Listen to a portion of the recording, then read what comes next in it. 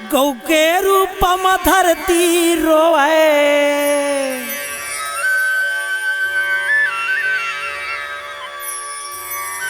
गौ के रूप में धरती रोए। अब होता है अत्याचारी,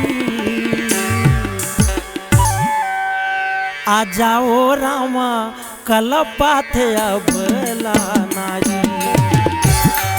आ जाओ रामा कलपात अब नारी। आ जाओ रामा कलपात अब नारी। गौ के रूप में धरती रोए, गौ के रूप में धरती रोए। अब होता है अत्याचारी, आ जाओ रामा कलपात अब नारी। आ जाओ रामा कलपात अब नारी।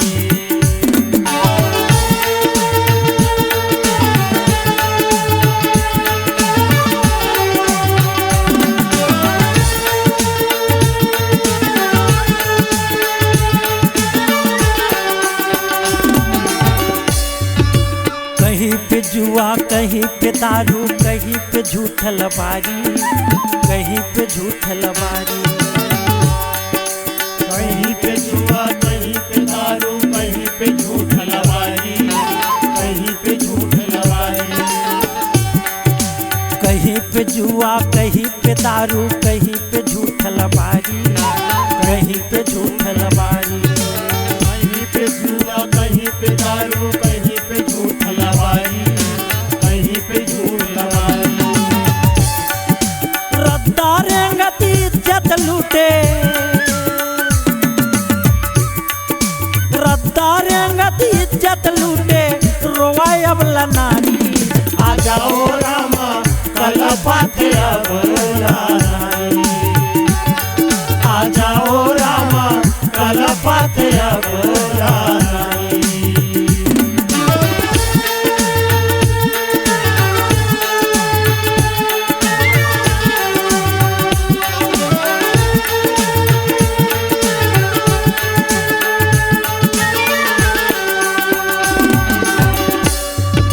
सच बोलैया लाठी खागे लबरक महल अटारी, लबरक महल अटारी। सच बोलैया लाठी खागे लबरक महल अटारी, लबरक महल अटारी। सच बोलैया लाठी खागे लबरक महल अटारी, लबरक महल अटारी। सच बोलैया लाठी खागे लबरक महल अटारी, लबरक महल अटारी। ऐसन बेटा जगमा जन्मे, ऐसन बेटा जगमा जन्मे। बाप अब लाठी उठाई, आ जाओ रामा कलपात अब नारी। आ जाओ रामा कलपात अब नारी।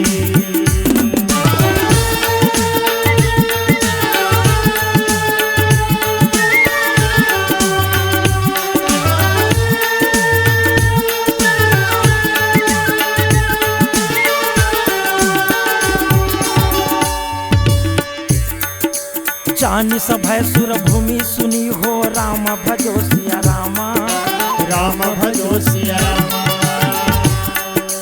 वचन समेत स्नेह हो रामा, राम भजो सिया रामा, राम भजो सिया रामा। गगन गिरा गंभीर हो रामा, राम भजो सिया रामा, राम भजो सिया रामा। हरनी सुख संदेह हो रामा, राम भजो सिया रामा, राम भजो सिया रामा। रद्दार गति इज्जत लूटे, रद्दार गति इज्जत लूटे। रोवाए अब नारी, आ जाओ रामा कलपात अब नारी। आ जाओ रामा कलपात अब नारी। गौ के रूप में धरती रोए, गौ के धरती रोए, अब होता है अत्याचारी। आ जाओ रामा कलपते अब नारी, आ जाओ रामा कलपते अब नारी, आ जाओ रामा कलपते अब नारी, आ जाओ रामा कलपते अब नारी, आ जाओ रामा कलपते अब नारी।